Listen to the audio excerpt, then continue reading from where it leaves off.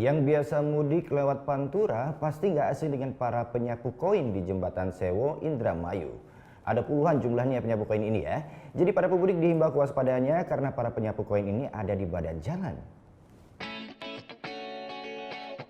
Para pemudik selalu punya cerita tersendiri. Salah satunya jika Anda melintasi Jembatan Sewo di perbatasan Kabupaten Subang dan Indramayu, Jawa Barat.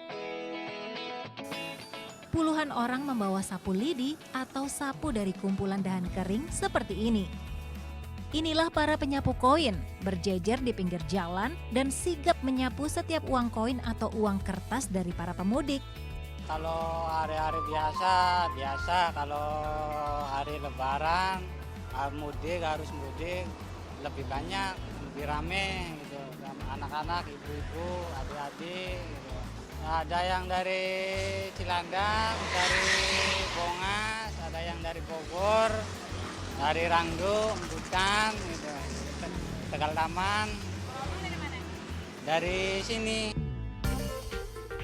Memang para penyapu koin ini selalu ada sepanjang tahun. Tapi mendekati Lebaran jumlahnya makin banyak.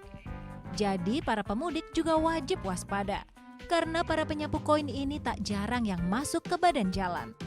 Mungkin kalau tangkap saya agak berbahaya juga bagi mereka. Takutnya kan yang bawa kendaraan nanti nggak konsentrasi, ya nabrak mereka. Tapi mereka mungkin udah kelihatannya dari dulu sih kegiatan kayak begitu berlangsung. Sebenarnya petugas kepolisian sudah sering menertibkan mereka. Namun besarnya penghasilan yang didapat membuat para penyapu koin tak kapok kembali turun ke jalanan.